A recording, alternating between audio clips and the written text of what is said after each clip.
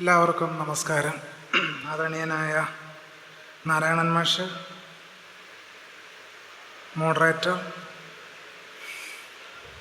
ഏറെ ബഹുമാന്യരും സ്നേഹമുള്ളവരുമായ എൻ്റെ ആത്മസഹോദരങ്ങളെ, കേരളം മലയാളികളുടെ മാതൃഭൂമി എന്നതാണ് നമ്മുടെ ചർച്ചാ വിഷയം. മലയാളികളുടെ മാതൃഭൂമി എന്നത് നമ്മുടെ ഒരു സ്വപ്നമാണ് യഥാർത്ഥത്തിൽ. ആ നിലയ്ക്ക് മലയാളി എന്ന സമ്പർക്കം എന്താണ് എന്ന് നമ്മൾ ആഴത്തിൽ ചിന്തിക്കേണ്ടി വരും. ആരാണ് മലയാളി? യഥാർത്ഥത്തിൽ അങ്ങനൊരു വിമോചനാത്മകമായ മലയാളി എന്ന് പറയുന്നൊരു പൊസിഷൻ, അങ്ങനൊരു സ്വത്വം യഥാർത്ഥത്തിൽ നിലവിലുണ്ടോ? യഥാർത്ഥത്തിൽ മലയാളികളാകുന്നതിന് എന്തൊക്കെ തടസ്സങ്ങളാണ് നമ്മുടെ മുമ്പിലുള്ളത്? നമ്മളെല്ലാവരും മലയാളികളാണെന്ന് അവകാശപ്പെടുന്നു. യഥാർത്ഥത്തിൽ നമ്മൾ മലയാളികളാണോ? യഥാർത്ഥത്തിൽ നമ്മൾ മലയാളികളല്ല. മലയാളികളാണ് എന്ന് പറയുന്നത് നമ്മുടെ ഒരു പുറംപൂച്ച് മാത്രമാണ്. പുറമേക്കുള്ള നമ്മുടെ ബാഹ്യമായ പ്രകടനപരതയിലാണ് മലയാളിയുള്ളത്. ആന്തരികമായി നമ്മൾ മലയാളിത്വം കൊണ്ടു നടക്കുന്നവരല്ല. ആന്തരികമായി കേരളീയർ ജാതിബോധ്യങ്ങളിൽ ജീവിക്കുന്നവരാണ്. അതുകൊണ്ട് വിമോചനാത്മകമായ ഒരു സമ്പർക്കം എന്ന നിലയ്ക്ക് മലയാളി എന്ന ആശയത്തിലേക്ക് കേരളീയർ എത്തിച്ചേർന്നിട്ടില്ല എന്നുള്ളതാണ് കേരളം മലയാളികളുടെ മാതൃഭൂമി എന്ന ശീർഷകത്തെ സംബന്ധിച്ച് ചർച്ചയിൽ ആമുഖമായി തന്നെ സൂചിപ്പിക്കേണ്ടത്. മലയാളി എന്ന് പറയുന്നൊരു വിമോചനാത്മകമായ ആശയം, അത് വളരെ വിമോചനാത്മകമായ ആശയമാണെന്ന് തന്നെ പറയേണ്ടി വരും. കാരണം ജാതിയെയും മതത്തെയും എല്ലാം ഉല്ലംഘിച്ചുകൊണ്ട് വിമോചനാത്മകമായ ഒരു തുറവിയായി മലയാളി എന്ന് പറയുന്ന സങ്കല്പം നിലനിൽക്കുന്നു. പക്ഷെ ആ സങ്കല്പത്തിലേക്ക് നാം ഇതുവരെ എത്തിച്ചേർന്നിട്ടില്ല. അതിലേക്കുള്ള യാത്രയിലാണോ എന്ന് ചോദിച്ചാൽ വലിയ സംശയമാണ്. കാരണം യാത്രയിലാണെന്ന് പറയണമെങ്കിൽ ആ യാത്ര ചെയ്യണമല്ലോ. മലയാളി ആ നിലയ്ക്ക് മലയാളിയാകുന്നതിനുള്ള യാത്രയിലാണോ എന്ന് ചോദിച്ചാൽ വളരെയധികം സംശയമുണ്ട്, ധാരാളം സംശയങ്ങളുണ്ട്. ആ സംശയങ്ങളിലേക്കാണ് ഈ ചർച്ച പോകുന്നത്. ഇപ്പം കേരളം എന്ന് പറയുന്നൊരു സങ്കല്പം, കേരളം മലയാളികളുടെ മാതൃഭൂമിയാണെന്ന് പറയുമ്പോൾ കേരളം ഉണ്ടായതിനെ സംബന്ധിച്ചുള്ള ചർച്ചയിൽ പോലും മലയാളികൾ ഉണ്ടാക്കിയതാണ് കേരളം എന്ന ചർച്ചയില്ല. കേരളം സൃഷ്ടിച്ചത് ആരാണ്? കേരളം സൃഷ്ടിച്ചത് പരശുരാമനാണ് എന്ന് പറയുകയും പരശുരാമൻ്റെ പ്രതിമ ഒരു ചരിത്ര മ്യൂസിയത്തിൻ്റെ മുന്നിൽ സ്ഥാപിച്ചിരിക്കുന്നവർ കൂടിയാണ് മലയാളി. എൻ്റെ അറിവിൽപ്പെട്ടിടത്തോളം ഒരു സർവകലാശാലയിൽ പരശുരാമനാണ് കേരളം സൃഷ്ടിച്ചത് എന്നതിനെ സംബന്ധിച്ച് ഒരു ഗവേഷണ പ്രബന്ധം ഉണ്ടായ സ്ഥലമാണ് കേരളം. അത്തരമൊരു PhD തീസീസിൻ്റെ പ്രീ സബ്മിഷൻ സെമിനാറിൽ ഞാൻ കേൾവിക്കാരനായിട്ടുണ്ടായിരുന്നു. അതിന് ജിയോളജിക്കലായ ധാരാളം തെളിവുകളൊക്കെ ഉദ്ധരിച്ച് കേരളമാകുന്ന ഭൂമി ഇങ്ങനെ സമുദ്രത്തിൽ നിന്ന് ഉയർന്നു വന്നതൊക്കെ പറഞ്ഞിട്ടാണ് പരശുരാമൻ കേരളം സൃഷ്ടിച്ചു എന്ന് ആ സ്കോളർ വാദിച്ചുറപ്പിച്ചത്. തന്നെയല്ല, പിന്നീട് വന്ന ചരിത്ര പണ്ഡിതന്മാർ ബ്രാഹ്മൺ സെറ്റിൽമെന്റ്സ് ഇൻ കേരള എഴുതി കേരള ചരിത്രത്തെ നമ്പൂതിരി ബ്രാഹ്മണരുടെ സെറ്റിൽമെൻ്റാക്കി മാറ്റിയെടുത്തു. കേരളത്തിലെ പ്രമുഖരായ ചരിത്ര പണ്ഡിതന്മാർ, പേര് പറയാതെ നിങ്ങൾക്ക് എല്ലാവർക്കും അറിയാം. നോക്കൂ, പുലയ സെറ്റിൽമെന്റ്സ് ഇൻ കേരള എന്നൊരു പുസ്തകം പോലും ഉണ്ടായിട്ടില്ല. പക്ഷേ കേരളത്തെ ഉണ്ടാക്കിയത് ആരാണ്? ഈ പുലയരും പറയരും ആദിവാസികളും അരികുവൽക്കരിക്കപ്പെട്ട ജനങ്ങളാണ് കേരളത്തെ കേരളമാക്കിയെടുത്തത്, കേരളത്തെ സൃഷ്ടിച്ചെടുത്തത്. പക്ഷേ കേരളത്തിൻ്റെ ചരിത്രത്തിൽ എവിടെയും ആരില്ല. ഈ പറയുന്ന അധ്വാന ജനവിഭാഗങ്ങൾ കേരള ചരിത്രം സൃഷ്ടിച്ചെടുത്തതിൻ്റെ ചരിത്രത്തിലില്ല എന്നുള്ളതാണ്. പകരം ചരിത്രമുണ്ടാക്കിയത് ബ്രാഹ്മണരാണ് എന്ന തീസീസ് എഴുതി ഉണ്ടാക്കി. ബ്രാഹ്മൺ സെറ്റിൽമെന്റ്സ് ഇൻ കേരള, കേരള ചരിത്രം സൃഷ്ടിച്ചത് ബ്രാഹ്മണരാണ് എന്ന് സ്ഥാപിച്ചു എന്നുള്ളതാണ്. കേരളത്തിലേക്ക് കൃഷി കൊണ്ടുവന്നത് ബ്രാഹ്മണരാണെന്ന തീസീസ് കൊണ്ടുവന്നു. ഏത്? മണ്ണിൽ കുനിഞ്ഞ് പണിയെടുക്കാത്ത, ഒരു പുല്ല് പോലും പറിക്കാത്ത ബ്രാഹ്മണരാണ് കൃഷി കൊണ്ടുവന്നത്. ഋഗ്വേദം നിങ്ങൾ മുഴുവൻ പരിശോധിച്ചാൽ ഈ ആര്യബ്രാഹ്മണർ വിപുലമായി കൃഷി ചെയ്തതിൻ്റെ ഒരു ചരിത്രവും നമുക്ക് ഋഗ്വേദത്തിൽ കാണാൻ കഴിയും. പശുപാലനം വൃത്തിയുമായിട്ട് നടന്ന ബ്രാഹ്മണർ, അവർക്ക് കഴിക്കാൻ ചില ഗോതമ്പോ അരിയോ ഒക്കെ കൃഷി ചെയ്തു എന്നതിൽ കവിഞ്ഞ് വിപുലമായ കൃഷിയുടെ പാരമ്പര്യം ആര്യബ്രാഹ്മണർക്കില്ല. ഇങ്ങനെയുള്ള ബ്രാഹ്മണരാണ് കേരളത്തിൽ കൃഷി കൊണ്ടുവന്നുവെന്നും കേരളത്തിലേക്ക് ജ്യോതിശാസ്ത്ര പാരമ്പര്യം കൊണ്ടുവന്നു എന്നും കേരളത്തിലെ പ്രമുഖ ചരിത്ര പണ്ഡിതന്മാർ തീസീസ് എഴുതി ഉണ്ടാക്കിയത്. പക്ഷേ കേരളത്തിലെ ജ്യോതിശാസ്ത്ര പാരമ്പര്യം പരിശോധിച്ചാൽ അറിയാം, ഈ ആര്യബ്രാഹ്മണർക്ക് ജ്യോതിശാസ്ത്രവുമായി യാതൊരു ബന്ധവും ഉണ്ടായിരുന്നില്ല. അവർക്ക് മനുഷ്യരെ ചൂഷണം ചെയ്യുന്ന ഫലിത ജ്യോതിഷവുമായിട്ടായിരുന്നു ബന്ധം. കേരളത്തിൽ ലഭ്യമായിട്ടുള്ള തിരുവല്ല ഗ്രന്ഥവരിയിലും തിരുപ്പുലിയൂർ ഗ്രന്ഥവരിയിലും 2 പരാമർശങ്ങൾ കാണാം. മുഹൂർത്തം വാമനപ്പണിക്കർ പണമൊന്ന്, മുഹൂർത്തം പാടകശ്ശേരിക്ക പണമൊന്ന് എന്ന് കാണാം. അതായത് മുഹൂർത്തം നോക്കിക്കൊണ്ടിരുന്ന ആരാണ്? അബ്രാഹ്മണരായിട്ടുള്ള പണിക്കർമാരാണ് കേരളത്തിൽ മുഹൂർത്തം നോക്കിക്കൊണ്ടിരുന്നത്. പിൽക്കാലത്ത് 1600കളിൽ കേരളത്തിൽ രചിക്കപ്പെടുന്ന മുഹൂർത്ത പദവി എന്ന് പറയുന്ന ഗ്രന്ഥത്തിന് ഭാഷ്യം എഴുതുമ്പോൾ പുറയന്നൂർ നമ്പൂതിരിപ്പാട് എഴുതിയത് മറ്റാരും തന്നെ ജ്യോതിഷം കൈകാര്യം ചെയ്യുവാൻ പാടില്ല, മറ്റു ബ്രാഹ്മണേതരായിട്ടുള്ള ആളുകൾ ജ്യോതിഷം കൈകാര്യം ചെയ്യുന്നത് പാപമാണ് എന്ന് പുറയന്നൂർ നമ്പൂതിരിപ്പാട് മുഹൂർത്ത പദവിയുടെ ഭാഷ്യത്തിൽ എഴുതി. എന്തുകൊണ്ടങ്ങനെ എഴുതി? കാരണം അബ്രാഹ്മണ ജനവിഭാഗങ്ങൾക്ക് കേരളത്തിലേക്ക് ബ്രാഹ്മണർ കടന്നു വരുന്നതിന് മുമ്പ് തന്നെ ജ്യോതിശാസ്ത്ര പരിചയം ഉണ്ടായിരുന്നു എന്നുള്ളതാണ് പുറയന്നൂർ നമ്പൂതിരിപ്പാടിൻ്റെ ഭാഷ്യത്തിൽ നിന്നും അതുപോലെ തന്നെ തിരുവല്ല ഗ്രന്ഥവരിയിൽ നിന്നുമൊക്കെ നമുക്ക് ബോധ്യപ്പെടുന്നത്. പക്ഷേ ആ അബ്രാഹ്മണ ജനവിഭാഗങ്ങളുടെ അറിവിൻ്റെ ചരിത്രത്തെ സമ്പൂർണമായി പുറന്തള്ളിക്കൊണ്ട് കേരള ചരിത്രത്തെ ഒരു സവർണ ചരിത്രമാക്കി മാറ്റി എന്നുള്ളതാണ് കേരളത്തിൻ്റെ ചരിത്ര രചനയിൽ തന്നെ സംഭവിച്ച ഒരു ഭീകരമായ ഒരു വിപര്യം എന്ന് പറയുന്നത്. അത് മുന്നോട്ട് പോകുമ്പോൾ, അത്തരമൊരു ചരിത്ര വിചാരം മുന്നോട്ട് പോകുമ്പോൾ കേരള ചരിത്രത്തിൽ അധ്വാന ജനവിഭാഗങ്ങളുടെ ചരിത്രത്തെ, ഉദാഹരണം പറഞ്ഞാൽ വാസ്തുവിദ്യ, കേരളത്തിൽ ബ്രാഹ്മണർ എഴുതിയുണ്ടാക്കിയ ഗ്രന്ഥമാണ് മനുഷ്യാലയ ചന്ദ്രികയും ഒക്കെ തന്നെ. പക്ഷേ വാസ്തുവിന് വേണ്ടി ധാരാളമായി കഷ്ടപ്പെട്ട, തടിപ്പണിയെടുത്ത, കൊല്ലപ്പണിയെടുത്ത, ശിലയിൽ പണിയെടുത്ത ജനവിഭാഗങ്ങൾ പുറത്താവുകയും സംസ്കൃതത്തിൽ മനുഷ്യാലയ ചന്ദ്രിക രചിച്ച നമ്പൂതിരിപ്പാട് ചരിത്രരചനയുടെ കേന്ദ്രസ്ഥാനത്ത് വരികയും ചെയ്തു. അപ്പോൾ കേരളത്തിന് ചരിത്രരചന നിരന്തരം സംഭവിച്ചുകൊണ്ടിരുന്നത് അധ്വാന ജനവിഭാഗങ്ങളെ പുറന്തള്ളുന്ന ഒരു ചരിത്രരചനയാണ് കേരളത്തിൽ നടന്നു വന്നുകൊണ്ടിരുന്നത് എന്നുള്ളതാണ്. അതിന് പിന്നീടാണ് ഒരു മാറ്റം ഉണ്ടാകുന്നത് എന്നുള്ളതാണ് നമ്മൾ കാണേണ്ട പ്രധാനപ്പെട്ട കാര്യം. ചുരുക്കത്തിൽ കേരളത്തെ മറ്റൊരു ഭൂപ്രദേശമാക്കി മാറ്റിയത് എങ്ങനെയാണ് എന്നുള്ള ചർച്ചയിലേക്കാണ് നമ്മൾ വരേണ്ടത്. കേരളം മറ്റൊരു ഭൂപ്രദേശമായത്, ഇന്ത്യയിലെ മറ്റ് പ്രദേശങ്ങളിൽ നിന്നൊക്കെ വളരെ വ്യത്യസ്തമായി കേരളം മറ്റൊരു ഭൂപ്രദേശമായത് എങ്ങനെ? ഇപ്പം വിവേകാനന്ദ സ്വാമി കേരളത്തിൽ വന്ന കേരളത്തെ ഭ്രാന്താലയമാണെന്ന് വിളിച്ചു. കേരളം ഒരു ഭ്രാന്താലയമാണ്. കേരളം എങ്ങനെയാണ് വിവേകാനന്ദനെ സംബന്ധിച്ച് ഭ്രാന്താലയമാകുന്നത്? ബംഗാളിൽ കാണാത്ത എന്ത് കാഴ്ചയാണ് വിവേകാനന്ദൻ കേരളത്തിൽ കണ്ടത്?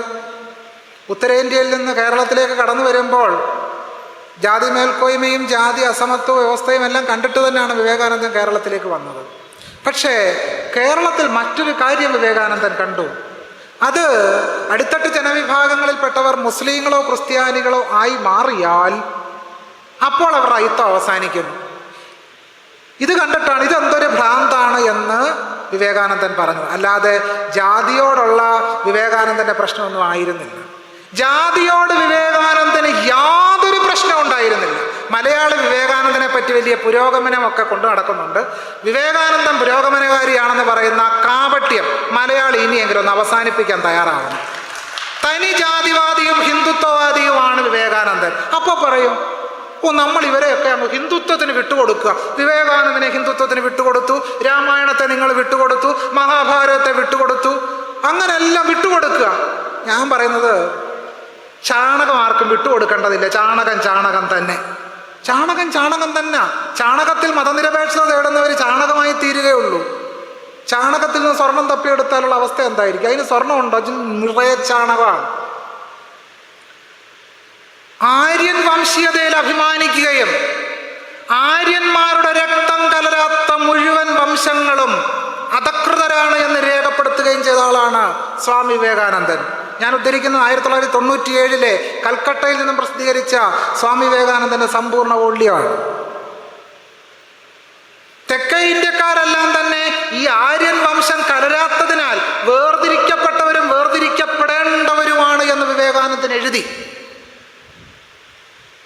97, 98-ലും 2000-ലും ഗുജറാത്തിൽ ക്രിസ്ത്യാനികൾക്കെതിരെയും മുസ്ലിങ്ങൾക്കെതിരെയും വംശഹത്യകൾ നടക്കുമ്പോൾ വിവേകാനന്ദന്റെ വാക്കുകളാണ് ബിൽ ബോർഡുകളിലും പ്ലക്കാർഡുകളിലും ഹിന്ദുത്വ ശക്തികൾ ഉയർത്തിപ്പിടിച്ചത് എന്ന് ഷംസുൽ ഇസ്ലാം രേഖപ്പെടുത്തുന്നുണ്ട്. ഹിന്ദുമതത്തിൽ നിന്ന് പുറത്തു പോകുന്ന ഏതൊരാളും താഴെത്തട്ടിലുള്ളവർ മാത്രമല്ല, ഒരു ശത്രു കൂടിയാണ് എന്ന് പറഞ്ഞ ആളാണ് വിവേകാനന്ദൻ. വിവേകാനന്ദൻ നവോത്ഥാനത്തിന്റെ വിപ്ലവാത്മക തേജസ്സാണെന്ന് ചില പുരോഗമനകാരികൾ പ്രബന്ധം ചമച്ചിട്ടുണ്ട്. ഞാൻ അതിലേക്ക് തൽക്കാലം കടക്കുന്നില്ല, വിസ്തര ഭയത്താൽ. അതൊക്കെ പറഞ്ഞു കഴിഞ്ഞാൽ വിവേകാനന്ദനെ ഡീബങ്ക് ചെയ്യുന്ന ഒരു പ്രഭാഷണം തന്നെ ഇവിടെ നടത്തേണ്ടി വരും. അതുകൊണ്ട് വിവേകാനന്ദൻ വലിയ പുരോഗമനകാരിയാണ് എന്ന് പറയുന്ന പരിപാടി നമ്മൾ അവസാനിപ്പിക്കണം. സൂക്ഷ്മമായിട്ട് അദ്ദേഹത്തിൻ്റെ 7 വോള്യം എടുത്തു വെച്ച് അങ്ങോട്ട് വായിച്ചു നോക്കുമ്പോഴാണ് ആ കാപട്യം മുഴുവൻ, വിവേകാനന്ദൻ എന്ന് പറയുന്ന ഹിന്ദുത്വവാദിയുടെ കാപട്യം മുഴുവൻ മലയാളിയുടെ മുമ്പിൽ അഴിഞ്ഞു വീഴും. അതുകൊണ്ട് കേരളം ഭ്രാന്താലയമാണെന്ന് പറഞ്ഞ് നമ്മൾ വിഷമിക്കുകയൊന്നും വേണ്ട. അദ്ദേഹം പറഞ്ഞ ഈ ആളുകൾ മതം മാറുന്നു, അതായിരുന്നു വിവേകാനന്ദൻ്റെ ഏറ്റവും വലിയ ദുഃഖം. ആളുകളുടെ മതം മാറ്റമായിരുന്നു വിവേകാനന്ദൻ്റെ ദുഃഖം. അത്തരമൊരു ദുഃഖമൊന്നും നാരായണ ഗുരുസ്വാമികളിൽ ഉണ്ടായിരുന്നില്ല. ഗാന്ധിയുമായിട്ടുള്ള സംവാദത്തിൽ ഗാന്ധി ചോദിക്കുന്നു ഗുരുവിനോട്, ഹിന്ദുമതം മോക്ഷത്തിന് പര്യാപ്തമാണോ സ്വാമിജി? ഗുരു പറഞ്ഞു, അന്യമതങ്ങളിലും മോക്ഷമാർഗമുണ്ടല്ലോ, അന്യമതങ്ങളിലും മോക്ഷമാർഗമുണ്ടല്ലോ. ഗാന്ധിക്ക് തൃപ്തിയായില്ല. അല്ല, അന്യമതങ്ങളുടെ കാര്യം അവിടെ ഇരിക്കട്ടെ, ഹിന്ദുമതത്തിൻ്റെ കാര്യമാണ് ചോദിച്ചത്.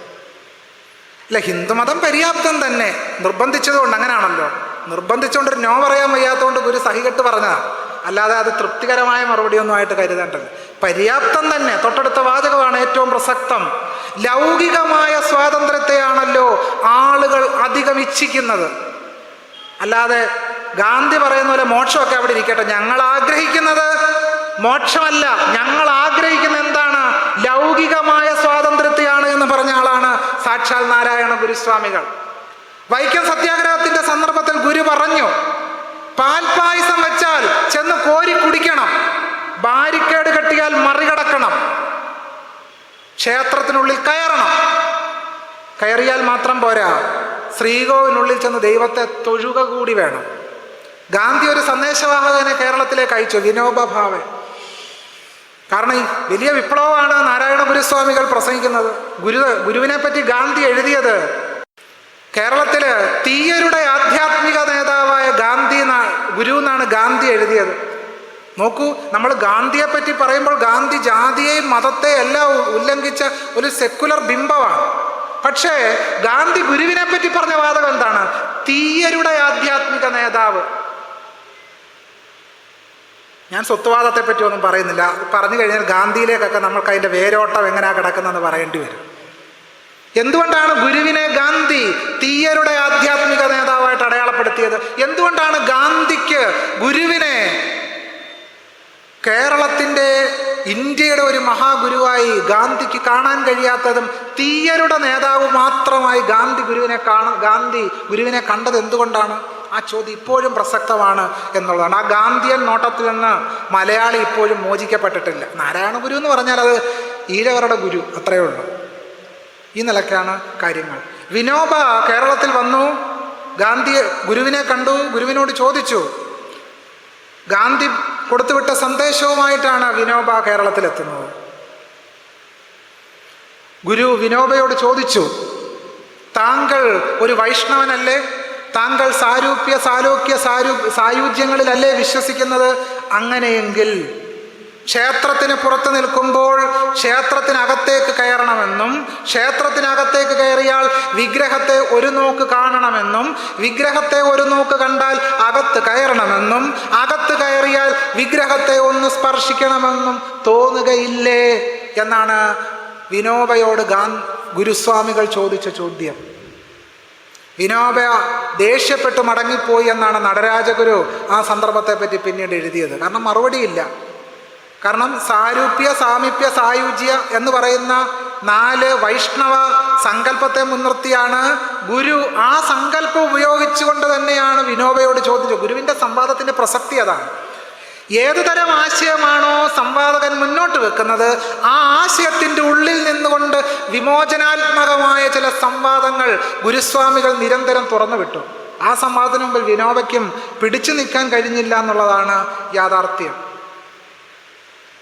മറ്റൊരു കാര്യം ഈ സന്ദർഭത്തിൽ നമ്മൾ തിരിച്ചറിയേണ്ടത്, ഗാന്ധി അദ്ദേഹത്തിൻ്റെ ജീവിതകാലത്തൊരിക്കലും വർണ്ണാശ്രമധർമ്മത്തെ നിരാകരിച്ചിരുന്നില്ല എന്നുള്ളതാണ്.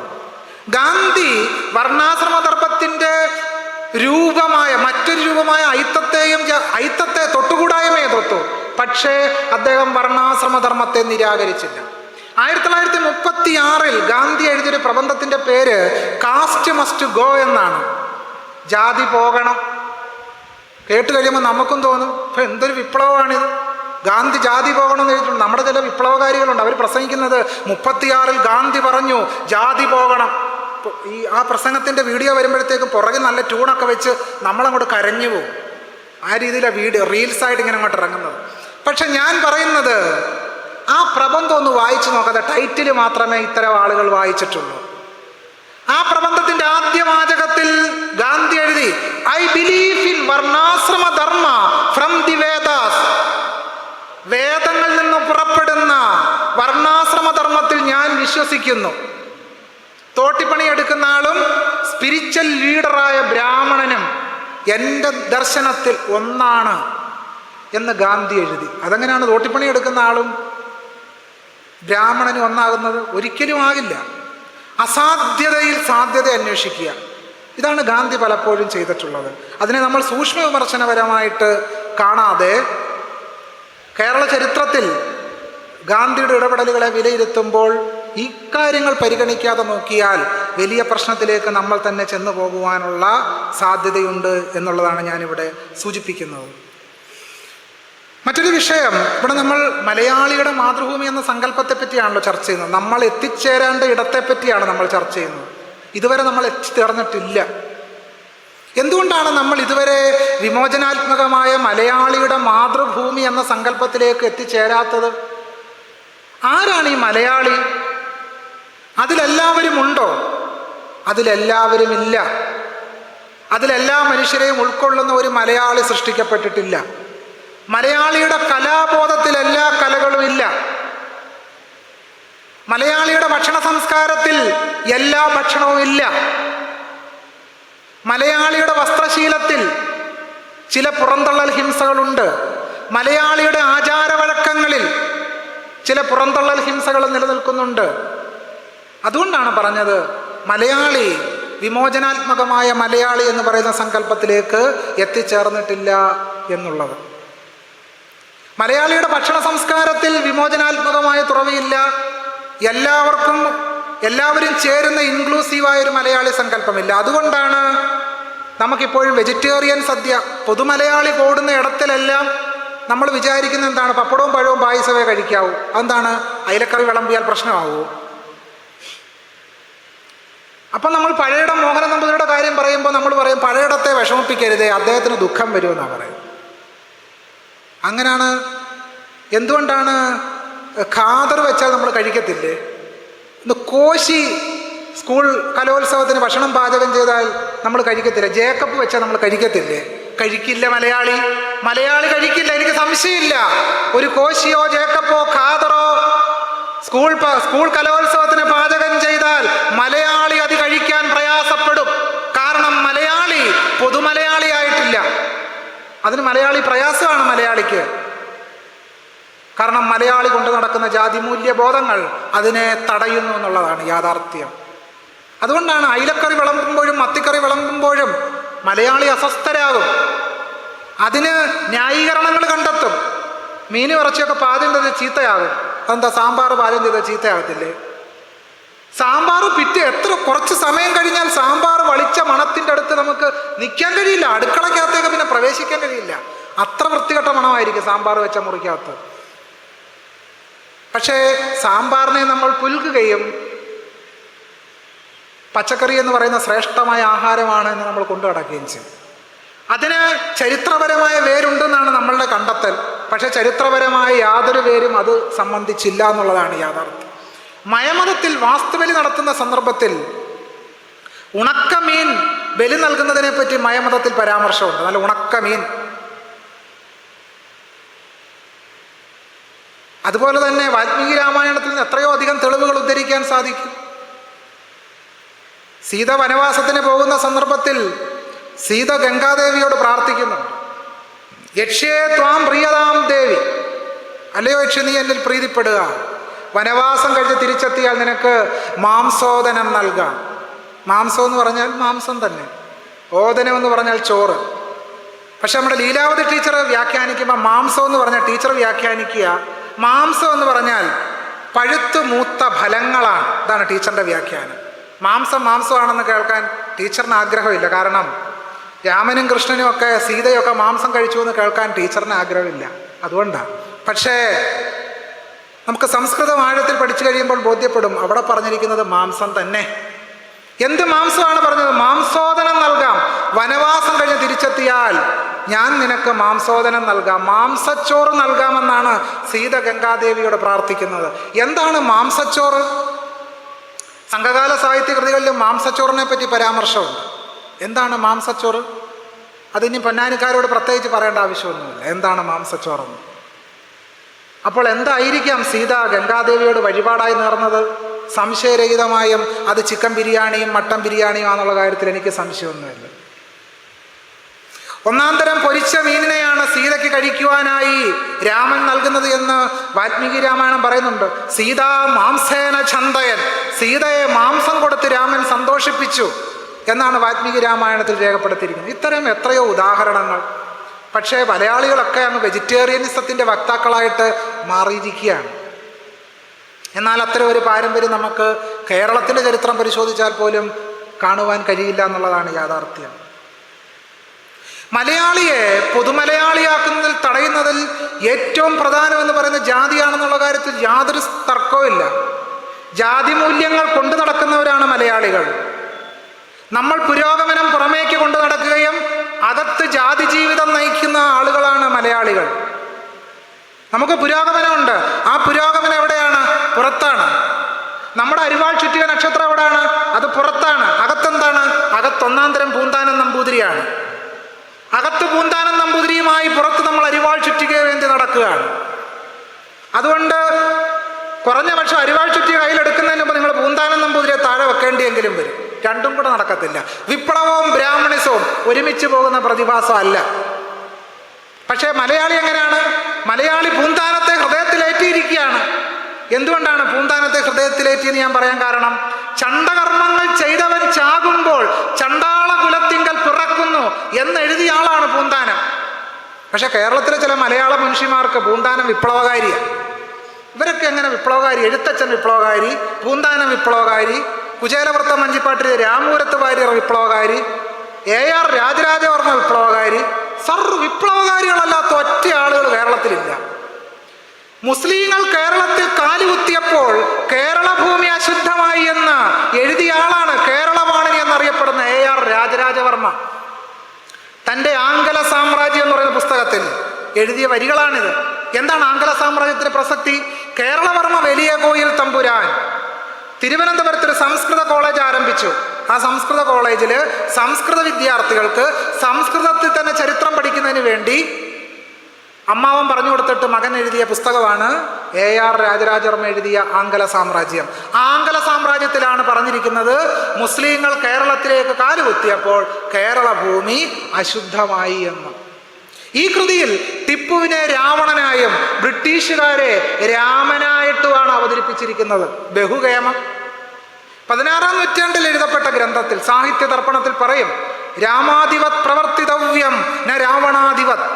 രാമനെ പോലെ പ്രവർത്തിക്കണം, രാവണനെ പോലെ പാടില്ല. എന്താണ്? രാമനെ പോലെ ഭാര്യയെ കാട്ടിൽ ഉപേക്ഷിക്കണം, പ്രത്യേകിച്ച് തെറ്റൊന്നും ചെയ്യാത്ത താടകയും ശംഭുകനെയും വധിക്കണം, ചാതുർവർണ്ണ്യം പരിപാലിക്കണം. രാമാധിപത് പ്രവർത്തിതവ്യം, രാമനെ പോലെ പ്രവർത്തിക്കണം. ഇത് പറയുന്നതിന് ഒരു സവിശേഷ കാരണമുണ്ട്. കേരളത്തിൻ്റെ നവോത്ഥാന ചരിത്രം ഈ രാമപാരമ്പര്യത്തെ സമ്പൂർണമായി തിരസ്കരിച്ചുകൊണ്ടാണ് മുന്നോട്ട് പോയത്. പക്ഷെ നമ്മൾ ഇന്നെന്താണ് കാണുന്നത്? നമ്മൾ പുരോഗമിച്ച് രാമനെ വിപ്ലവകാരിയാക്കാൻ നടക്കുമോ? ഇപ്പം രാമൻ വലിയ വിപ്ലവകാരിയാണ് എന്ന് തീസിസ് എഴുതുന്നതിലേക്ക് നമ്മൾ മാറിപ്പോയിരിക്കുന്നു. പുരോഗമന മലയാളി മാറിപ്പോയിരിക്കും. രാമൻ ജഗദാനന്ദകാരകനാണെന്ന് ത്യാഗരാജൻ പറഞ്ഞിട്ടുണ്ട്. കാരണം ത്യാഗരാജൻ എന്ന് പറയാം, ത്യാഗരാജനൊരു ബ്രാഹ്മണന്, ഗോബ്രാഹ്മണ ഹിതാർത്ഥായ ജഹിദുഷ്ടപരാക്രമ എന്നാണല്ലോ വാൽമീകി രാമായണം പറയുന്നത്. പശുവിൻ്റെയും ബ്രാഹ്മണൻ്റെയും ഹിതത്തിനായിട്ടാണ് താൻ താടകയെ കൊന്നത് എന്നാണ് രാമൻ പറയുന്നത്. പക്ഷേ നാരായണ ഗുരുസ്വാമികൾക്ക് രാമൻ ജഗദാനന്ദകാരകനായിരുന്നില്ല. ഗുരുസ്വാമികൾ പറഞ്ഞു, രാമാദികളുടെ കാലത്തായിരുന്നുവെങ്കിൽ നമുക്ക് ശംഭൂകന്റെ ഗതിയാകുമായിരുന്നു. ഈ രാമന്റെ കാലത്തായിരുന്നുവെങ്കിൽ നമ്മുടെ അവസ്ഥ എന്തായിരുന്നേനെ? ശംഭൂകന്റെ അവസ്ഥയായിരുന്നേനെ എന്ന് നാരായണ ഗുരുസ്വാമികൾ പറഞ്ഞു. ശംഭൂകനെ കണ്ടപ്പോൾ രാമൻ ചോദിച്ചു, കസ്യാം യോന്യാം, താങ്കളുടെ യോനി ഏതാണ്, താങ്കളുടെ ജാതി ഏതാണെന്നാണ് പച്ചമലയാളത്തിൽ പറയേണ്ടത്. ഇതാണ് രാമപാരമ്പര്യം. നാരായണ ഗുരുസ്വാമികൾ കേരളത്തെ എന്താണ് പഠിപ്പിച്ചത്? പേരൂര് തൊഴിലീ മൂന്നും പോരും ആയത് കേൾക്കണം, ആരു നീ എന്നു കേൾക്കണ്ട, നേരുമെയ് തന്നെ ചൊൽകയാൽ. നിന്റെ പേരും ഊരും തൊഴിലും ഏതെന്ന് മാത്രം അറിഞ്ഞാൽ മതി. ആരു നീ എന്ന് കേൾക്കണ്ട, നീ ആരാണെന്ന് അറിയേണ്ട ആവശ്യമില്ല. കാരണം എന്താണ്? നീ ആരാണെന്ന് നിന്റെ ശരീരം തന്നെ വിളിച്ചു പറയുന്നു. ഇതാണ് മലയാളി എത്തിച്ചേരേണ്ട മാതൃഭൂമി എന്ന് പറയുന്ന സങ്കല്പം. ആരു നീ എന്ന് കേൾക്കണ്ട, നേര് മെയ് തന്നെ ചൊൽകയാൽ. പക്ഷെ രാമൻ എന്താണ് ചോദിച്ചത് ശംഭൂകനോട്? താങ്കളുടെ ജാതി ഏതാണ്, താങ്കളുടെ ജാതി ഏതാണെന്ന് ചോദിച്ചപ്പോൾ ശംഭൂകൻ പറഞ്ഞു, താൻ ശൂദ്രനാണ്, ശൂദ്രനാണ് എന്ന് പറഞ്ഞ മാത്രയിൽ ശംഭൂകന്റെ ശിരസ് രാമൻ വെട്ടിപ്പിളർന്നു. ആ സമയത്ത് ബ്രാഹ്മണ ബാലന് ജീവൻ തിരിച്ചു കിട്ടി. സ്വർഗലോകത്തിലിരുന്ന് യമനും അഗ്നിയും എല്ലാം കൈകൊട്ടി ബലേഭേഷ്, ആ ശംഭൂകനിനി സ്വർഗത്തിലേക്ക് വരികയില്ലല്ലോ എന്നാ പറഞ്ഞു. നോക്കൂ, കേരളത്തിലെ ശൂദ്രര് വിചാരിച്ചിരിക്കുന്നത് നാമജപഘോഷയാത്രയുമായിട്ട് നടന്നാൽ സ്വർഗം പോകാവുന്ന തെറ്റിദ്ധാരണയാ. ശൂദ്രരുടെ തലപറ്റിയ ചരിത്രമാണ് രാമനുള്ളത് എന്നുള്ളതാണ്. കേരളീയ ശൂദ്രർ ആരാണെന്ന് ഞാൻ പറയാതെ നിങ്ങൾക്കറിയാം. കേരളീയ ശൂദ്രർ ആരാണെന്ന്. യഥാർത്ഥത്തിൽ കേരളത്തിലെ ബ്രാഹ്മണ്യത്തിന്റെ സംരക്ഷകരാരാണെന്ന് ചോദിച്ചത് കേരളത്തിലെ ശൂദ്രരാണ്. ചട്ടമ്പിസ്വാമികളെ പോലെയുള്ളവർ ഈ ശൂദ്രത്വം ഒരു പരിധിവരെ മറികടക്കാനാണ് ശ്രമിച്ചത്. അപ്പോഴും ചട്ടമ്പിസ്വാമി എഴുതി വെച്ച പ്രാചീന മലയാളത്തിലൊരു കുഴപ്പമുണ്ട്. പ്രാചീന മലയാളത്തിൽ അദ്ദേഹം കേരളത്തെ ഒരു നായർ സാമ്രാജ്യമാക്കാനാണ് ശ്രമിച്ചത്. അതാണ് ചട്ടമ്പിസ്വാമിയുടെ ഏറ്റവും വലിയ പരിമിതി. പ്രാചീന മലയാളത്തിൽ അദ്ദേഹം കേരളത്തെ ഒരു നായർ രാജ്യമാക്കി സങ്കല്പിച്ചു എന്നുള്ളതാണ്. ശൂദ്രത്വത്തെ വലിച്ചെറിയാൻ ശ്രമിച്ചപ്പോഴും നായർ മേധാവിത്വത്തെ കേരളത്തിൻ്റെ സമ്പൂർണ്ണ കാഴ്ചപ്പാടാക്കി മേധാവിത്വ വർഗമാക്കി അദ്ദേഹം മാറ്റിയെടുക്കാൻ ശ്രമിച്ചു എന്നുള്ളതാണ്. അതുകൊണ്ടാണ് ഈ നമ്മൾ നവോത്ഥാനം എന്ന് പറയുമ്പോൾ കുറേ ആളുകളെ ഇങ്ങനെ പേരങ്ങോട്ട് ഒറ്റയടിക്ക് നിരത്തുമ്പോൾ അതിലെ സങ്കീർണതകൾ പലപ്പോഴും നമ്മൾ കാണുന്നില്ല എന്നുള്ളതാണ്. ഞാൻ ആദ്യം സൂചിപ്പിച്ചതുപോലെ കേരളത്തിൻ്റെ ചരിത്രം എന്ന് പറയുന്നത് ഈ രാമപാരമ്പര്യത്തിൻ്റെ ചരിത്രത്തെ നിഷ്കരുണം നിരസിച്ച ഒരു ചരിത്രമാണ് കേരളത്തിനുള്ളത്.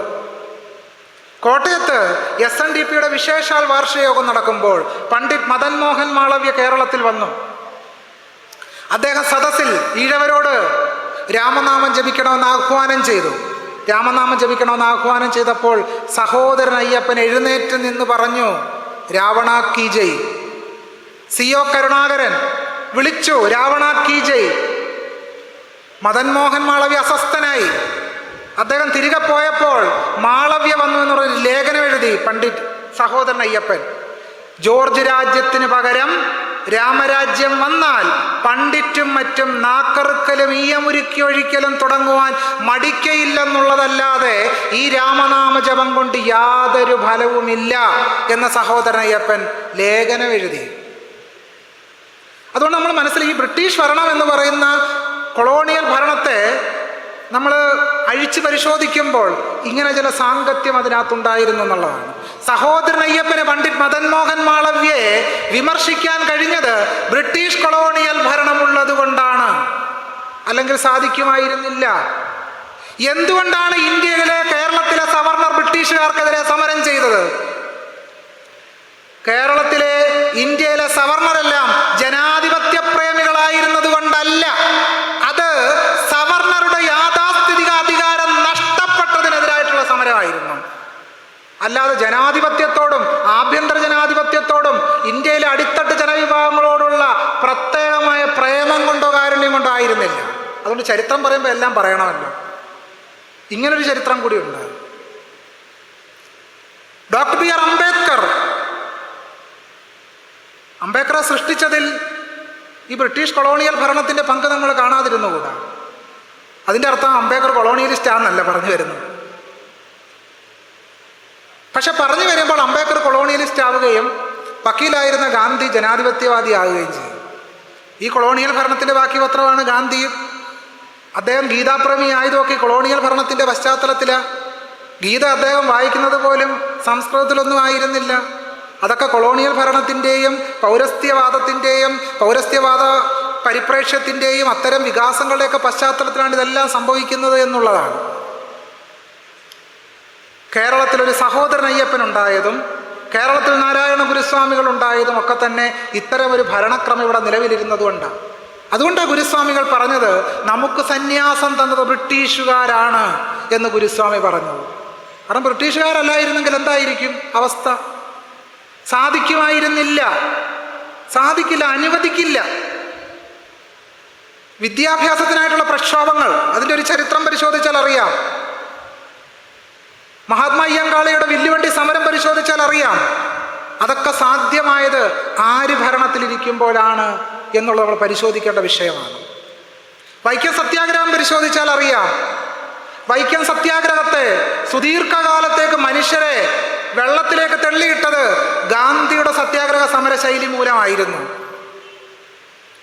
ഇതൊരു ഗാന്ധിയൻ വിമർശ വിചാരം എന്നുള്ള നിലയ്ക്ക് പങ്കുവെക്കുകയല്ല. പക്ഷേ വൈക്കം സത്യാഗ്രഹത്തെ ഒരു അഖിലേന്ത്യാ സമരമാകാൻ അനുവദിക്കാതെ വൈക്കം സത്യാഗ്രഹത്തെ ഒരു ദ്വീപായി ചുരുക്കിയതിൽ ഗാന്ധിയുടെ പങ്ക് നിസ്സീമമാണ്, പറയാതിരിക്കാൻ നിവൃത്തിയില്ല. ഗാന്ധിയുടെ സത്യാഗ്രഹ സമര ശൈലിയോട് നാരായണ ഗുരുസ്വാമികളും അംബേദ്കറും യോജിച്ചിട്ടേയില്ല. മഹത് സത്യാഗ്രഹത്തിന്റെ സന്ദർഭത്തിൽ ഗാന്ധിയുടെ സത്യാഗ്രഹ സങ്കല്പത്തെ സംബന്ധിച്ച് ഡോക്ടർ ബി ആർ അംബേദ്കർ വളരെ വിശദമായി എഴുതുന്നുണ്ട്. അംബേദ്കർ പറഞ്ഞു, ഈ സവർണറുടെ അടി മുഴുവൻ മേടിച്ചു കൂട്ടുകയല്ല സത്യാഗ്രഹം, പ്രതിരോധിക്കേണ്ടടുത്ത് പ്രതിരോധിക്കുക തന്നെ വേണം എന്നാണ് സത്യാഗ്രഹത്തെ സംബന്ധിച്ചുള്ള സങ്കല്പം വിശദീകരിക്കുമ്പോൾ മഹത് സത്യാഗ്രഹത്തിൻ്റെ സാഹചര്യത്തിൽ ഡോക്ടർ ബി ആർ അംബേദ്കർ പറഞ്ഞു വെച്ചത്. ഗാന്ധിയുടെ സത്യാഗ്രഹ സങ്കല്പത്തിൻ്റെ അടിസ്ഥാനം സവർണർക്ക് പശ്ചാത്താപം ഉണ്ടായിട്ട് പ്രായശ്ചിത്തം എന്ന് പറയുന്ന സങ്കല്പത്തിൻ്റെ അടിസ്ഥാനത്തിൽ സവർണർ മാറുന്ന ഔദാര്യ സങ്കല്പമാണ് ഗാന്ധിയിൽ പ്രവർത്തിച്ചത്. നാരായണ ഗുരുസ്വാമിയിലും ഡോക്ടർ ബി ആർ അംബേദ്കറിലും പ്രവർത്തിച്ച അത്തരം ബോധ്യമായിരുന്നില്ല. മഹത് സത്യാഗ്രഹത്തിന്റെ സന്ദർഭത്തിൽ അംബേദ്കർ അത് വ്യക്തമാക്കുന്നുണ്ട്. അംബേദ്കർ പറയുന്നു, ഞങ്ങൾക്കാവശ്യം സവർണറുടെ ഔദാര്യമല്ല, ഞങ്ങളോട് ഔദാര്യമോ അനുകമ്പയല്ല വേണ്ടത്. കറുത്ത വർഗക്കാരുടെ സമരത്തിൽ വെള്ളക്കാർ ഐക്യം രേഖപ്പെടുത്തിയതുപോലെ ഞങ്ങളോടൊപ്പം നിൽക്കുക മാത്രമേ വേണ്ടൂ, അല്ലാതെ ഞങ്ങളോട് അനുകമ്പയോ കാരുണ്യമോ അല്ല വേണ്ടത് എന്ന് ഡോക്ടർ ബി ആർ അംബേദ്കർ ആ സന്ദർഭത്തിൽ രേഖപ്പെടുത്തുന്നുണ്ട്. ഇതൊക്കെ ഇത്ര വിശദമായി പറയാൻ കാരണം വൈക്കം സത്യാഗ്രഹം നടന്നു, ഗുരുവായൂർ സത്യാഗ്രഹം നടന്നു, ഒരുപാട് നവോത്ഥാന പോരാട്ടങ്ങൾ നടന്നു. പൊയ്കയിൽ അപ്പച്ചൻ, മഹാത്മാ അയ്യങ്കാളി, നാരായണ ഗുരുസ്വാമികൾ, ഒരുപാട് മഹാന്മാരുടെ പേരുകൾ പറയാൻ നമുക്കുണ്ട്. പക്ഷെ ഇത് പറഞ്ഞു വരുമ്പോൾ പലപ്പോഴും സംഭവിക്കുന്നത് ഈ ഭാഗവത പുരാണമൊക്കെ വെച്ച് വായിക്കുന്നത് പോലെ ഇങ്ങനെ ഇരുന്ന് വായിക്കുക എന്നല്ലാതെ മലയാളി ഇതിൽ നിന്ന് എന്ത് സ്വാംശീകരിക്കുന്നു എന്നുള്ളതാണ് ചോദ്യം. ആപത്തിൻ്റെ നിമിഷത്തിൽ എത്തിപ്പിടിക്കുന്നതാണ് ചരിത്രമെന്ന് നമ്മൾ കേട്ടിട്ടുണ്ട്. പക്ഷേ നമ്മൾ ഈ ആപത്തിൻ്റെ നിമിഷത്തിൽ ഈ ചരിത്രത്തെ എത്തിപ്പിടിക്കുന്നുണ്ടോ? ഇല്ല എന്നുള്ളതാണ് കൂടൽമാണിക്യം സംഭവം തെളിയിക്കുന്നത്. കൂടൽമാണിക്യം ക്ഷേത്രത്തിൽ ഒരു ഈഴവനായ കഴകക്കാരന് ജോലി ലഭിച്ചിട്ട് അയാൾക്ക് കഴക പ്രവൃത്തി ചെയ്യാൻ പോലും അനുവദിച്ചില്ല. അതാരാണ് അനുവദിക്കാതിരുന്നത്? 6 തന്ത്രിമാർ. ആരാണ് 6 തന്ത്രിമാർ? ബ്രാഹ്മണരാണ്. പക്ഷെ നമ്മൾ മലയാളി പറയത്തില്ല. കാരണം നമ്മൾ ബ്രാഹ്മണ്യത്തിനെതിരെ നിശ്ചിത പോരാട്ടത്തിലാണ്. ബ്രാഹ്മണരോട് നമുക്കൊരു വിരോധവും ഇല്ല. വി ടി ഭട്ടതിരിപ്പാട് പറഞ്ഞതുപോലെ പരിഷ്കരിക്കപ്പെടേണ്ട ബ്രാഹ്മണർ പരിഷ്കരിച്ചേ മതിയാവൂ എന്ന് മലയാളി എന്തുകൊണ്ടാണ് പറയാത്തത്? ബ്രാഹ്മണർ പരിഷ്കരിക്കപ്പെടണമെന്ന് മലയാളി പറയുന്നേ ഇല്ല. സവർണർ പരിഷ്കരിക്കപ്പെടണമെന്ന് മലയാളി പറയത്തേ ഇല്ല. എന്തുകൊണ്ടാണ് മലയാളി അത് പറയാത്തത്? കാരണം മലയാളിക്ക് അത് പറയുമ്പോൾ മുട്ടിടിക്കും, വലിയ പ്രശ്നമാണ്. കാരണം പരിഷ്കരിക്കപ്പെടേണ്ടത് മുഴുവൻ അടിത്തട്ടിലുള്ള ആളുകളാണല്ലോ. സവർണറുടെ പരിഷ്കരണം എല്ലാം കഴിഞ്ഞു, അതല്ല അവരെല്ലാവരും 916 പ്യൂരിറ്റി വന്നു കഴിഞ്ഞു. ഇനി അടിത്തട്ടിലുള്ള ദളിതരും ആദിവാസികളും ഒക്കെ പരിഷ്കരിച്ചാൽ മതി. ഇതാണ് നമ്മുടെ പോയിന്റ്. ഈ പോയിന്റ് മാറ്റിവെക്കാതെ, ഊന്നൽ മാറ്റാതെ മലയാളി രക്ഷപ്പെടാൻ പോകുന്നില്ല. ഈ 6 മലയാളി ഈ തന്ത്രിമാർ അവകാശപ്പെടുന്ന എന്താണ്? കൂടൽ മാണിക്യത്തെ ഭഗവാന്റെ അച്ഛനാണ് തന്ത്രി എന്ന്. തന്ത്രി എന്ന് പറഞ്ഞാൽ ദേവന്റെ പിതാവാണെന്നാ സങ്കല്പം. കൂടൽ മാണിക്യത്തിൽ എത്ര തന്ത്രിമാരുണ്ട്? 6 തന്ത്രിമാര്. അപ്പൊ കൂടൽ മാണിക്യത്തെ ഭഗവാൻ 6 അച്ഛന്മാരാ. ഇങ്ങനെ മലയാളിയുടെ പൊതുബോധത്തെ വെല്ലുവിളിക്കുകയും പരിഹസിക്കുകയും ചെയ്യുന്ന അമ്മുമ്മ കഥകൾക്കെതിരെ ഒരു ചെറു ചലനമെങ്കിലും തീർക്കാൻ മലയാളിക്ക് എന്തുകൊണ്ടാണ് കഴിയാത്തത്? എന്തുകൊണ്ട് കഴിയുന്നില്ല? ഗുരുവായൂർ ക്ഷേത്രത്തിൽ ഒരു പാചകക്കാരനാകണമെങ്കിൽ ബ്രാഹ്മണനായിരിക്കണം. അതെന്താണ്? സാമ്പാറിൽ ഏതെങ്കിലും മറ്റുള്ളവർ പച്ചക്കറി അരിഞ്ഞിട്ടാൽ സാമ്പാർ ആകത്തില്ലേ? അതോ അവിയൽ ബ്രാഹ്മണൻ തന്നെ വെച്ചാലേ അവിയലാകത്തുള്ളൂ? പക്ഷെ ആ ചോദ്യം മലയാളി ഉന്നയിക്കില്ല.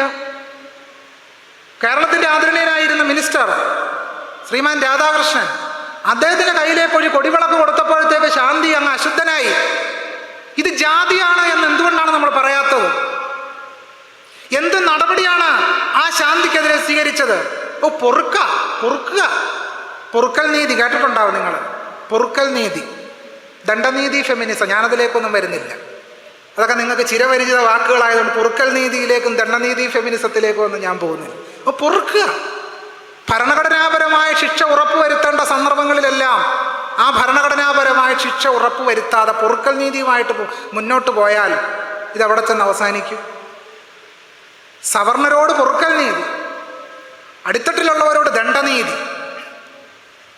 ഇതാണ് മലയാളി കൊണ്ടു നടക്കുന്ന ഒരു സങ്കല്പം എന്ന് പറയുന്നത്. കേരളത്തിലെ ദേവസ്വം ബോർഡിന് കീഴിലുള്ള കോളേജുകൾ, സ്കൂളുകൾ ദളിതരെയും ആദിവാസികളെയും കാണണമെങ്കിൽ മഷിയിട്ട് നോക്കണം. മഷിയിട്ട് നോക്കിയാലും കാണത്തില്ല കേട്ടോ. അത്രമാത്രം ഭീകരമായ പുറന്തള്ളൽ ഹിംസയാണ്. സർവകലാശാലകളിൽ ഭീകരമായ സംവരണ അട്ടിമറി നടക്കുന്നു. ആസൂത്രണ സാമ്പത്തികാര്യ വകുപ്പിന്റെ കണക്ക് തെളിയിക്കുന്നത് 50-ലധികം പൊതുമേഖലാ സ്ഥാപനങ്ങളിൽ പ്രധാനപ്പെട്ട പൊസിഷനുകളിലൊന്നും തന്നെ ദളിതരും ആദിവാസികളും ഇല്ല എന്നാണ് ആസൂത്രണ സാമ്പത്തികാര്യ വകുപ്പിന്റെ കണക്കുകൾ തെളിയിക്കുന്നത്. എന്തുകൊണ്ട് ഈ പുറന്തള്ളൽ ഹിംസക്കെതിരെ നമ്മളൊരക്ഷരം മിണ്ടുന്നില്ല? ഞാൻ ഉന്നയിക്കുന്ന ചോദ്യം, കേരളത്തിൻ്റെ ചരിത്രത്തെ സംബന്ധിച്ച് എഴുതിയൊരു പുസ്തകത്തിൻ്റെ പേര് സൂചിപ്പിച്ചുകൊണ്ടാണ് ഞാൻ ഈ ചർച്ചയിലേക്ക് കടന്നത്. Brahmin settlements in Kerala. കേരളത്തിലെ ദേവസ്വം ബോർഡിൻ്റെ കോളേജുകളെ, നമ്മുടെ ഉന്നതാധികാര സ്ഥാപനങ്ങളെ, അക്കാദമിക സ്ഥാപനങ്ങളെ ഒക്കെ തന്നെ ബ്രാഹ്മൺ സെറ്റിൽമെൻറ്റ്സ് ആക്കി, സവർണ സെറ്റിൽമെൻ്റ് ആക്കി നമ്മൾ മാറ്റിയെടുത്തിരിക്കുന്നു. എവിടെ മലയാളിയാകണമെങ്കിൽ ജാതി ഹിംസകളെ സമ്പൂർണമായി കൈയൊഴിഞ്ഞ്, ജാതിയുടെ എല്ലാ അടയാളങ്ങളും കൈയൊഴിഞ്ഞ്, ജാതി വാലുകൾ കൈയൊഴിഞ്ഞ് പൊതുമലയാളിയായിട്ട് മാറണം. പൊതുമലയാളിയായിട്ട് നമുക്ക് മാറിത്തീരാൻ കഴിയണമെങ്കിൽ ജാതിവാലുകളും ജാതി മേൽക്കോയ്മയും സമ്പൂർണമായിട്ട് നമുക്ക് ഉപേക്ഷിക്കാൻ കഴിയണം. നമ്മൾ വലിയ മാർക്സിസ്റ്റുകാരായിരിക്കും, പക്ഷെ പേരിൻ്റെ അറ്റത്ത് മേനോൻ, ഭട്ടതിരിപ്പാട്, ഞാൻ മറ്റു പേരുകൾ പറഞ്ഞാൽ നിങ്ങൾക്കെല്ലാം പിടികിട്ടുമെന്നതുകൊണ്ട് ഞാൻ മറ്റു പേരുകളിലേക്കൊന്നും വരുന്നില്ല. വലിയ മാർക്സിസ്റ്റുകാരും വലിയ പുരോഗമനവാദികളും ഒക്കെയാണ്. പക്ഷേ ആ പേരിൻ്റെ അറ്റം അങ്ങോട്ട് ഉപേക്ഷിക്കാൻ കഴിയുന്നില്ല.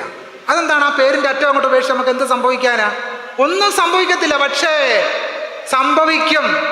നമ്മൾ കൊണ്ട് നടക്കുന്ന ഈ സവർണ സാംസ്കാരിക മൂല്യബോധം കൊഴിഞ്ഞു പോകുമെന്ന പേടി കൊണ്ടാണ് ആ ജാതിവാൽ ഉപേക്ഷിക്കാൻ നമ്മൾ തയ്യാറാവാത്തത്. അതുകൊണ്ട് കേരളം മലയാളിയുടെ മാതൃഭൂമിയായിട്ട് മാറണമെങ്കിൽ അതൊരു സ്വപ്നമാണ്. കേരളം മലയാളിയുടെ മാതൃഭൂമി എന്നുള്ളതൊരു സ്വപ്നമാണ്. അതിലേക്ക് മലയാളി ഒരടിയെങ്കിലും എടുത്തു വെച്ചിട്ടുണ്ടോ എന്ന് നമ്മളിപ്പോൾ സംശയിക്കണം. ഇപ്പോഴത്തെ മലയാളിയുടെ കാര്യമാണ് പറഞ്ഞത്. അത് നടന്നു തീർത്ത ഒരുപാട് മനുഷ്യരുണ്ടായിരുന്നു. മഹാത്മാ അയ്യങ്കാളി, നാരായണ ഗുരുസ്വാമികൾ, പൊയ്കയിൽ അപ്പച്ചൻ, എത്രയോ മഹാരഥന്മാർ കേരളത്തെ സോദരത്വേന വാഴുന്ന മാതൃകാ സ്ഥാനമാക്കി പരിവർത്തിപ്പിക്കാൻ യത്നിച്ചവർ. പക്ഷേ അത്തരം പരിണാമത്തിന് വേണ്ടി യത്നിച്ചവരെ പോലും നമ്മൾ മാറ്റി നിർത്തിക്കൊണ്ട് പുരോഗമന മലയാളി ജാതി മലയാളിയായിട്ട് നിലനിൽക്കുന്നു എന്നുള്ളതാണ്. നിങ്ങൾ അരിക് എന്ന് പറയുന്ന സിനിമ കണ്ടിട്ടുണ്ടെങ്കിൽ അറിയാം. അരിക് പ്രശ്നവൽക്കരിക്കുന്ന ഒരു പ്രധാനപ്പെട്ട ഭാഗം ഈ പുരോഗമന മലയാളി എന്ന് പറയുന്ന സങ്കല്പത്തെയാണ് മലയാളി ആ സിനിമയിൽ അരിക് പ്രശ്നവൽക്കരിക്കുന്നത്. അരികിൻ്റെ ഏറ്റവും പ്രധാനപ്പെട്ട സവിശേഷത, ആ കഥയിലെ ഒരു സ്ത്രീ അവസാന രംഗത്തിൽ ഒരടി കൊടുക്കുന്ന രംഗമുണ്ട്. അത് പറഞ്ഞു ഞാൻ അവസാനിപ്പിക്കാം. ഒരു ദളിത് സ്ത്രീ ജഡ്ജിയാവുകയാണ്. ഒരു ദളിത് സ്ത്രീ ജഡ്ജിയായി ജഡ്ജിയുടെ പീഠത്തിൽ ഉപവിഷ്ടയാവുന്നു. അപ്പോൾ ആ സ്ഥാപനത്തിലൊരു ക്ലർക്ക്, ഒരു സവർണനായ ഒരു ക്ലർക്ക് പുറത്ത് ചായക്കടയിൽ വന്ന് നിൽക്കുകയാണ്. ചായക്കടയിൽ നിന്ന് ചായക്കടക്കാരനോട് പറയുന്നു, ചില സവർണ സ്ത്രീകളുടെ പേരാണ് പറയുന്നത്, ഞാനിപ്പോൾ മുഴുവൻ ഓർക്കുന്നില്ല, ലളിതാംബികയോ പത്മാംബികയോ അങ്ങനെയുള്ള ആളുകൾ ഇരുന്ന കസേരയിലാണ് ബാക്കി ഞാൻ പറയുന്നത് ഈ സ്ത്രീ ഇരിക്കുന്നത്. എത്രമാത്രം ജാതി ഹിംസയാണെന്ന് ആലോചിച്ച് നോക്കൂ. ഇത് കേട്ടോണ്ട് നിൽക്കുന്നത് ആ ജഡ്ജിയായ ദളിത് സ്ത്രീയുടെ മാതാപിതാക്കൾ ആ ചാക്കടയിൽ നിന്ന് ഈ പറയുന്ന രംഗം കേട്ടുകൊണ്ടിരിക്കുകയും ചുട്ട അടി പറഞ്ഞ ആൾക്ക് കൊടുത്തുകൊണ്ടാണ് ആ രംഗം അവസാനിക്കുന്നത്. യഥാർത്ഥത്തിൽ ആ അടി അരികിൽ ആ സ്ത്രീ അടിക്കുന്ന അടി മലയാളികളുടെ മുഖത്ത് വീണ അടിയാണെന്നാണ് ഞാൻ കരുതുന്നത്. കാരണം എന്താണ്? നമ്മൾ ഒരേ സമയത്ത് പുരോഗമനകാരിയായി ഇരിക്കുകയും അകത്ത് ഈ ജാതി മൂല്യങ്ങൾ കൊണ്ടു നടക്കുകയും ചെയ്യുന്നു എന്നുള്ളതാണ്. അതുകൊണ്ടാണ് ഞാൻ ആദ്യം സൂചിപ്പിച്ചത്, നമ്മൾ പുറത്ത് അരിവാൾ ചുറ്റിക നക്ഷത്രവും അകത്ത് പൂന്താനം നമ്പൂതിരിയും. അത് ഇടതുപക്ഷത്തെയോ അല്ലെങ്കിൽ കമ്മ്യൂണിസ്റ്റുകാരെ കുറ്റപ്പെടുത്തുന്നൊരു പ്രസ്താവനയായിട്ടല്ല ദയവ് ചെയ്ത് മനസ്സിലാക്കേണ്ടത്. മറിച്ച് പുരോഗമന പ്രസ്ഥാനങ്ങൾ ഏറ്റെടുക്കേണ്ട ഊർജത്തിനുള്ളിലും നമ്മൾ ചില ജാതി മൂല്യങ്ങളും ചില അടയാളങ്ങളും നമ്മൾ കൊണ്ടു നടക്കുന്നു എന്നുള്ളത് നമ്മളൊരു ആത്മവിമർശനപരമായി പരിശോധിക്കുകയും അതിനെ കൈയൊഴിയാനുള്ള ഒരു ആർജവം നമ്മൾ കാണിക്കുകയും ചെയ്തെങ്കിൽ മാത്രമേ കേരളത്തിലേക്ക് കേരളത്തിലേക്ക് വിഷം ഇറ്റിച്ചുകൊണ്ടിരിക്കുന്ന ഹിന്ദുത്വ ശക്തികളെ നമുക്ക് പരാജയപ്പെടുത്തുവാനും കഴിയുകയുള്ളൂ. അത് പുരോഗമന പ്രസ്ഥാനങ്ങൾക്ക് മാത്രമേ അതിന് കഴിയുകയുള്ളൂ എന്നാണ് ഞാൻ ഉറച്ച് വിശ്വസിക്കുന്നത്. പുരോഗമന പ്രസ്ഥാനങ്ങൾക്കല്ലാതെ ഹിന്ദുത്വത്തെ തടയിടാൻ കഴിയുകയില്ല എന്നുള്ളതാണ് യാഥാർത്ഥ്യം.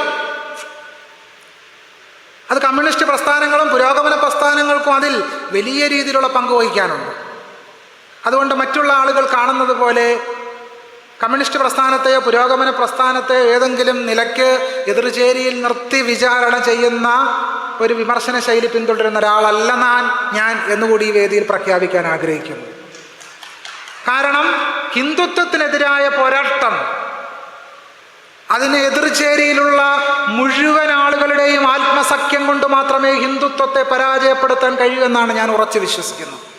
അത് ഇടതുപക്ഷവും അതുപോലെ തന്നെ വിമോചനാത്മകമായ ആശയങ്ങൾ ഉയർത്തിപ്പിടിക്കുന്ന മുഴുവൻ മനുഷ്യരുടെയും ഒറ്റക്കെട്ടായ കൂട്ടായ്മ സൃഷ്ടിച്ചുകൊണ്ട് മാത്രമേ നമുക്ക് ഹിന്ദുത്വത്തിനെതിരായ പോരാട്ടം സാധ്യമാവുകയുള്ളൂ. അതിനിടയിൽ വിയോജിപ്പുകളുടെ ഇടം തീർച്ചയായിട്ടും ഉണ്ടാകാം. ആ വിയോജിപ്പുകളൊക്കെ ഉണ്ടായിരിക്കുമ്പോൾ പോലും ആ വിയോജിപ്പുകൾക്കിടയിലും ജനാധിപത്യത്തിൻ്റെ സാഹോദര്യ തത്വങ്ങൾ ഉയർത്തിപ്പിടിച്ചുകൊണ്ട് ഹിന്ദുത്വത്തിനെതിരായ ശക്തമായ പോരാട്ടം സൃഷ്ടിക്കാൻ നമുക്ക് കഴിയണം. വിയോജിപ്പുകൾ അവിടെ ഇരിക്കട്ടെ, നമുക്കത് പിന്നീട് ചർച്ച ചെയ്യാം. പക്ഷെ നമുക്കിപ്പോൾ ആവശ്യം നമ്മുടെ മുമ്പിൽ നേരിട്ട് നമ്മുടെ പ്രധാന ശത്രു നമ്മുടെ മുമ്പിൽ വന്നിരിക്കുമ്പോൾ പരസ്പരമുള്ള വിയോജിപ്പുകൾ ചർച്ച ചെയ്തല്ല, അത് ഹിന്ദുത്വത്തിൻ്റെ അജണ്ടയാണ് പരസ്പരമുള്ള വിയോജിപ്പുകൾ ചർച്ച ചെയ്യിപ്പിക്കുക എന്നുള്ളത്. വിയോജിപ്പുകൾ ചർച്ച ചെയ്യണം, പക്ഷേ നമ്മുടെ പ്രധാന എതിരാളി ആരാണെന്നുള്ളതാണ് നമ്മുടെ ഇപ്പോഴത്തെ വിഷയം. കേരളം മലയാളികളുടെ മാതൃഭൂമി എന്ന വിഷയം ചർച്ച ചെയ്യുമ്പോൾ അക്കാര്യം കൂടി നമ്മൾ പരിഗണിക്കണം. കേരളത്തെ മലയാളികളുടെ മാതൃഭൂമിയാക്കാൻ അനുവദിക്കാതെ കേരളത്തെ ഹിന്ദുത്വ ഭരണകൂടത്തിൻ്റെ ആശ്രിത വ്യവസ്ഥയാക്കി നിലനിർത്താൻ ഹിന്ദുത്വ ശക്തികൾ കൈയും മെയ്യും മറന്ന് നിരന്തരം സാംസ്കാരികവും സാമൂഹികവും രാഷ്ട്രീയവുമായ ഹിംസാത്മകമായ പ്രവർത്തനങ്ങളും വിദ്വേഷ പ്രചാരണങ്ങളും നടത്തിക്കൊണ്ടിരിക്കുമ്പോൾ നമ്മൾ ഓരോരുത്തരും മഹാത്മാ അയ്യങ്കാളിയായി, നാരായണ ഗുരുവായി, അംബേദ്കറായി മാറിക്കൊണ്ട് അത്തരം ആശയങ്ങൾ ഉയർത്തിപ്പിടിച്ചുകൊണ്ട് അതിനെതിരായ പോരാട്ടം ശക്തിപ്പെടുത്തുവാനും ഹിന്ദുത്വത്തെ സമ്പൂർണമായി സാംസ്കാരികമായി രാഷ്ട്രീയമായി പരാജയപ്പെടുത്തുവാനുള്ള ഊർജം സംഭരിക്കുന്ന വേദികളായി ഇത്തരം വേദികൾ മാറ്റിയെടുക്കുകയാണ് വേണ്ടത് എന്നാണ് എൻ്റെ ഉത്തമ ബോധ്യം. അത്തരം ഒരു ബോധ്യത്തിലൂടെ നമുക്ക് ഈ ചർച്ചകളെ വികസിപ്പിക്കുകയും കേരളത്തിൽ ഹിന്ദുത്വത്തിന് രാഷ്ട്രീയമായി ഒരു വിരല് പോലും കുത്താൻ അനുവദിക്കില്ല എന്ന പ്രതിജ്ഞ എടുത്തുകൊണ്ട് വേണം നമ്മൾ മുന്നോട്ട് പോകുവാൻ എന്ന് പ്രത്യേകമായി ഓർമ്മിപ്പിച്ചുകൊണ്ട് എൻ്റെ വാക്കുകൾ ഉപസംഹരിക്കുന്നു. ഇത്തരമൊരു പരിപാടിയിലേക്ക് എന്നെ വിളിച്ച നെയ്തൽ ഫെസ്റ്റിവലിൻ്റെ ഭാരവാഹികളോട് ഹൃദയത്തിൻ്റെ ഭാഷയിലുള്ള നന്ദിയും കടപ്പാടും രേഖപ്പെടുത്തുന്നു. ഏവർക്കും എൻ്റെ സ്നേഹാഭിവാദ്യങ്ങൾ. നന്ദി, നമസ്കാരം.